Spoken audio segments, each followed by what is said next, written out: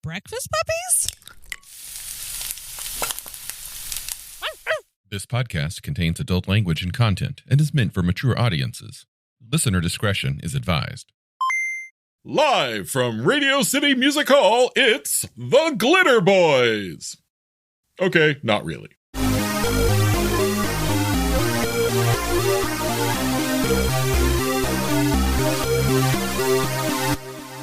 It's not the football player armor. It's not the goggles. It's not the crouching against the skyline staring intently down into the bustling city. It's not the many needles or the knife in the boot. It is definitely the high cheekbones and the 80s spiked hair. That's what being a juicer is all about. You know, you're not wrong. So much of the fiction, and I mean, both the books, the novels, and the artwork depicts juicers as these punk rockers with just like meatheads with mohawks or Liberty spikes, or, you know, some kind of a weird cross between the 1980s view of the high school jock and the 1980s view of the crust punk. Yeah. But swole gym rat size. Yeah. Yeah. With just nonstop Iggy Pop playing through his bionic music enhancement. I can vibe with that. Yeah. So we're talking about the Juicer, which is another iconic character class in Rifts. They are drug warriors. I was just going to say, Palladium Books and Kevin Siembieda do not condone the use of supernatural, the occult, or drugs. It says it at the beginning of every book. And now you can play a drug warrior. Yeah. Here's the drug warrior.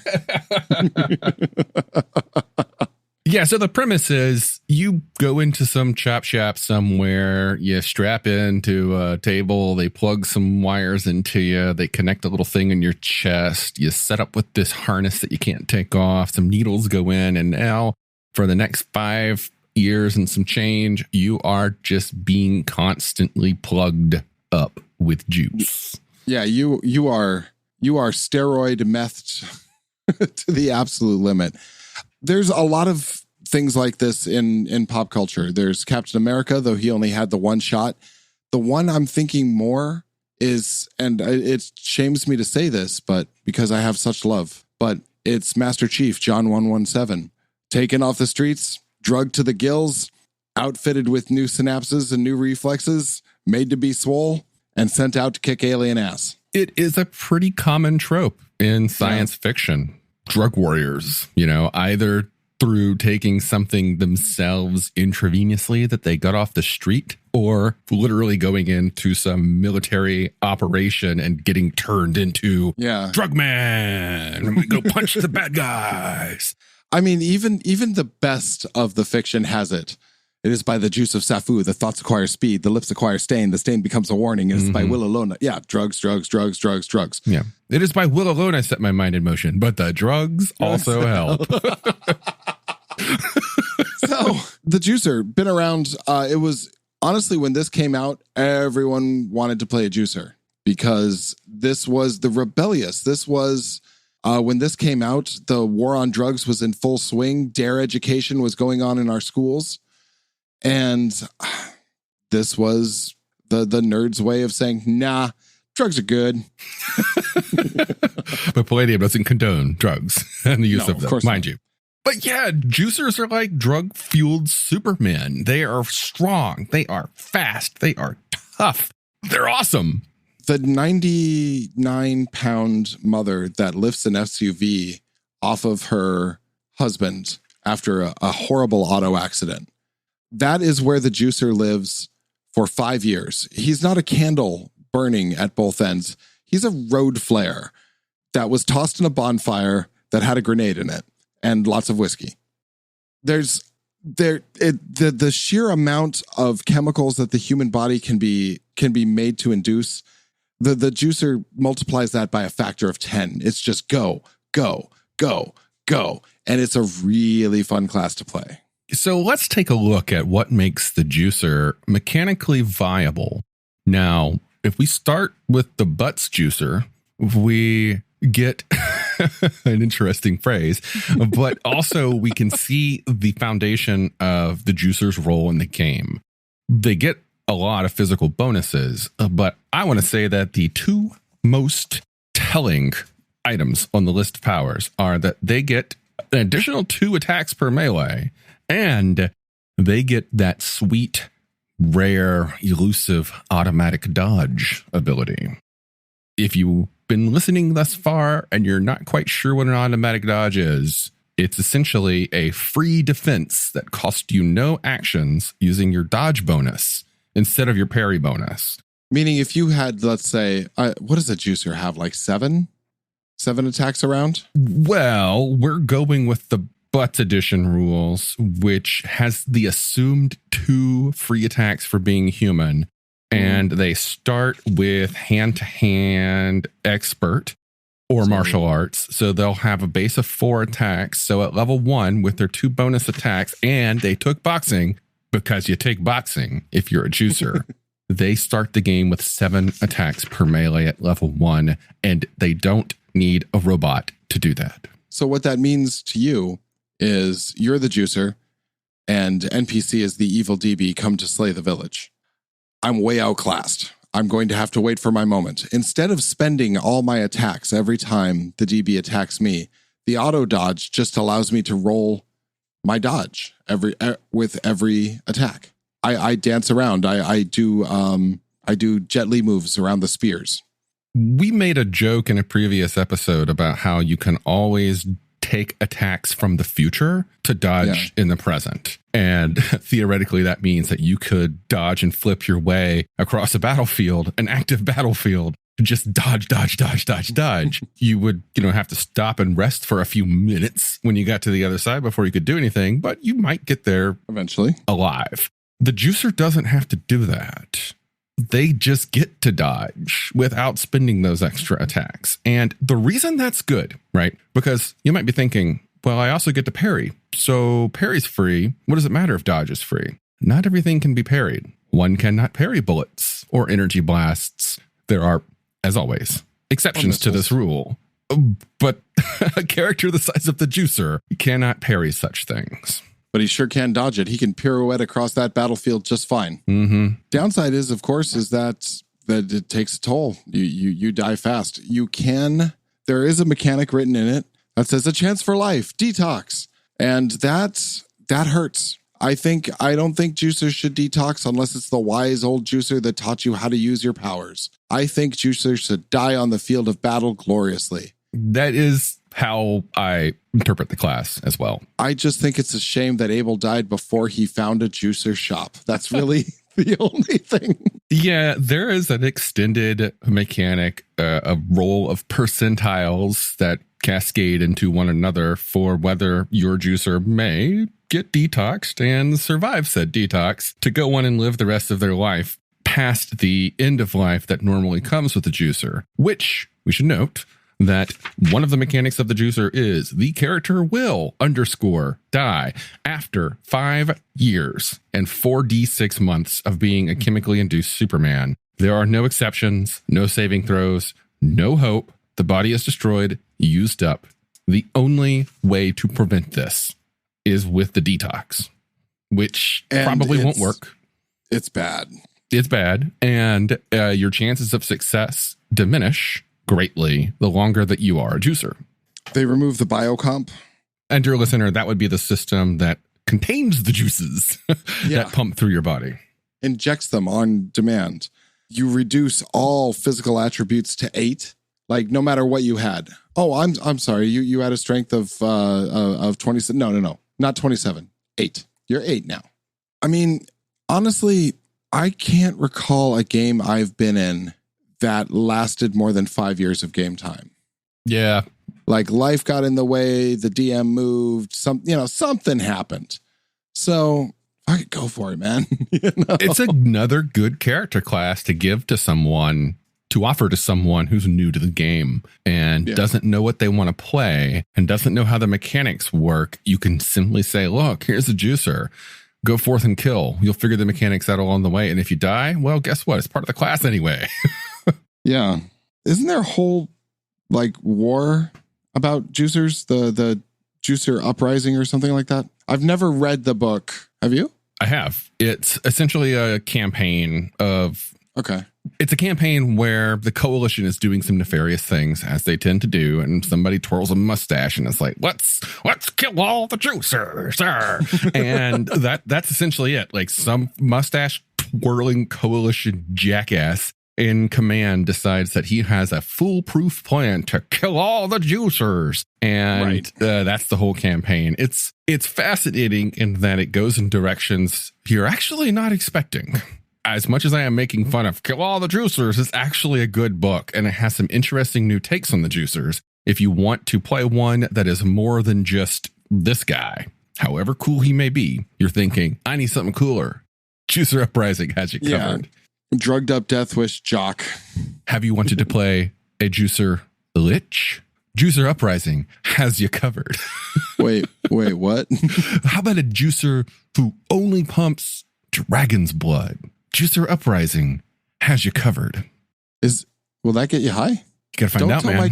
Don't tell my character. Basically, it's just live fast, die young. Leave a beautiful corpse. It's all those old things that you say to yourself in your 20s and really regret when carrying heavy things in your 30s and 40s. It's an entire mindset. And one thing that's really nice about this is I think we all remember that person who we used to be, who is the perfect template for all the urges and all the RP aspects of playing a juicer. Like, we remember that feeling of invincibility back there somewhere. And this is the ultimate expression of that, right up until 5 years where you fall apart into goo. Yeah. Your heart explodes. It's unfortunate that there is no mechanic in the core game to utilize that beyond just, I'm given a lot of stat boosts and I may or may not die of natural causes before the campaign ends. What do you mean? The Savage Worlds version gives you an actual tangible mechanic that ties into the burnout, leave a beautiful corpse kind of focus of the character class that they call the burn die, where the real short version is you have this pool of points that represents you burning out. And when that pool of points reaches 0, you go out in a blaze of glory. You can draw upon your inner reserves of awesomeness to do extra things in combat. Above and beyond your normal juicer abilities, you can draw upon the chance that you might burn out. And if you do this, then that burn level goes down 1 or has a chance of going down 1 point. Oh. And I think it starts at like 8 or 9. So, it's entirely likely that you might get in 8 fights and then die.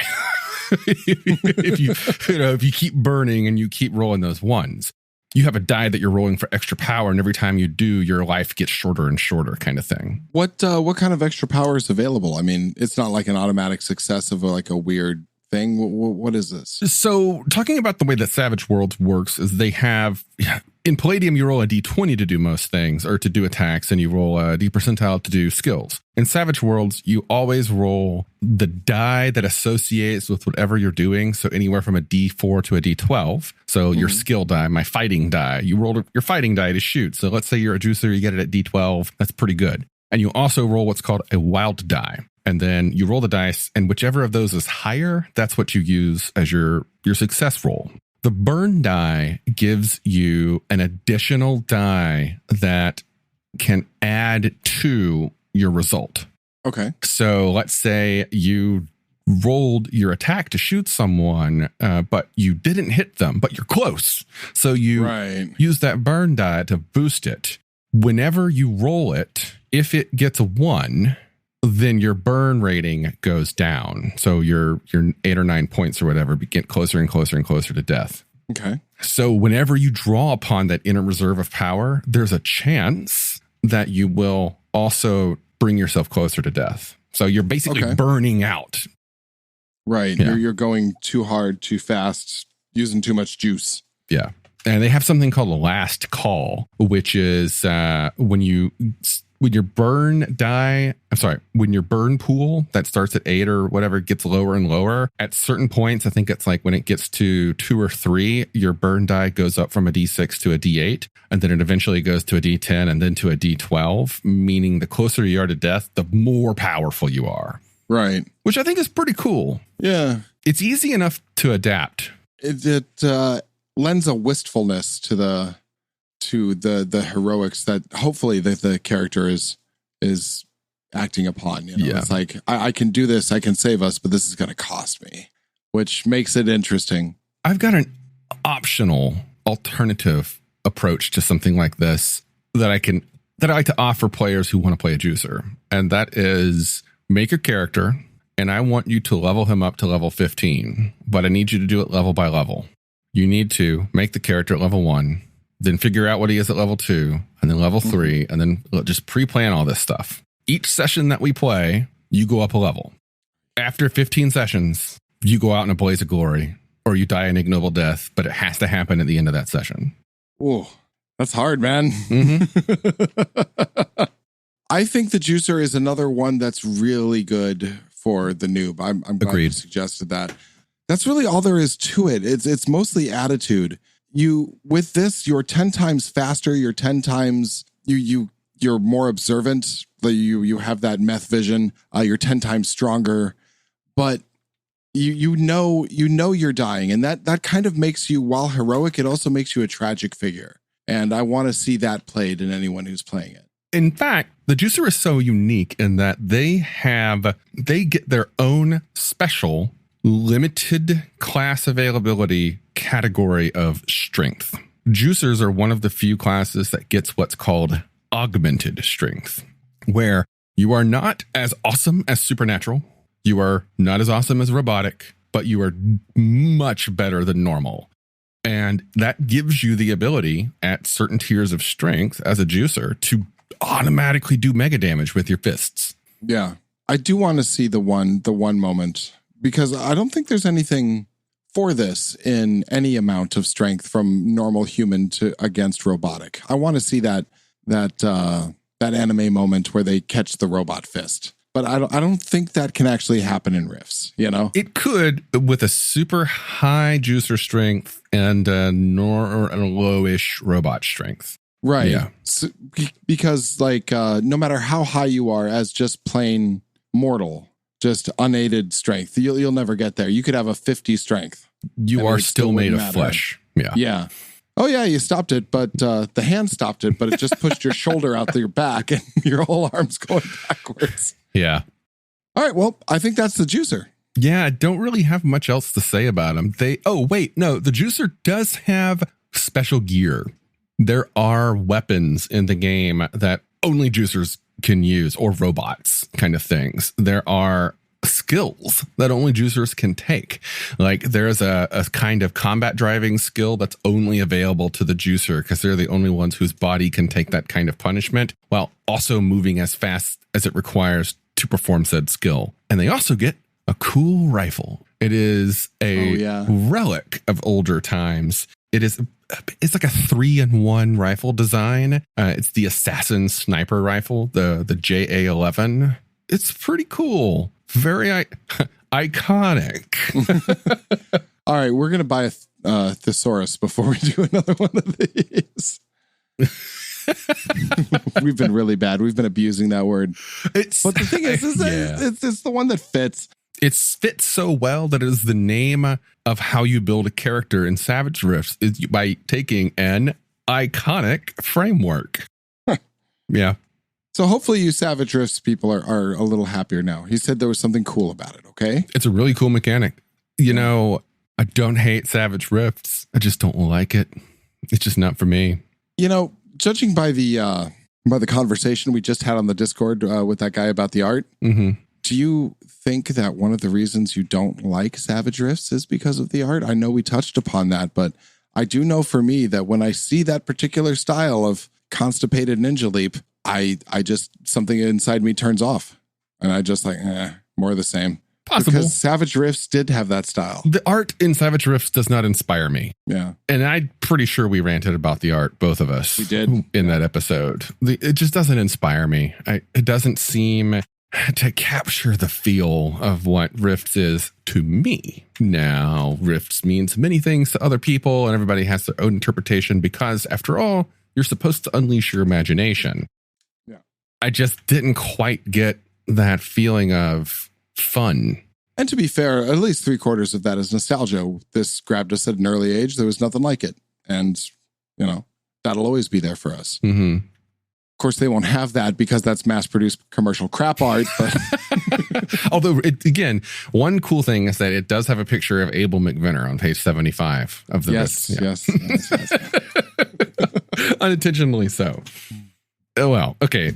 Yeah, let's not go deeper into that. Yeah. I've already given my sad passing at him. He's done. All right. Well, thanks for tuning in, everybody. If you haven't heard it yet, go back and listen to our celebratory 50th episode. It should be fantastic. It has been fantastic. Yes. We record some of these episodes in batches, so yeah, it's fresh in our minds. It has been yeah, I did that right. Okay, cool. 1,000 years ago, the world will be destroyed. 1,000 years from now, the world was created, or some shit like that from Gandhar. No, you had it right. Yeah. Except I knew that one as Light Years, but yeah. Light Years is the better version. I feel it has the better music. Agreed. Yeah, it's one of those situations, I think, where the translation is better than the original. Yeah. Okay. Also, yeah. Okay. Bye, everybody. Good night.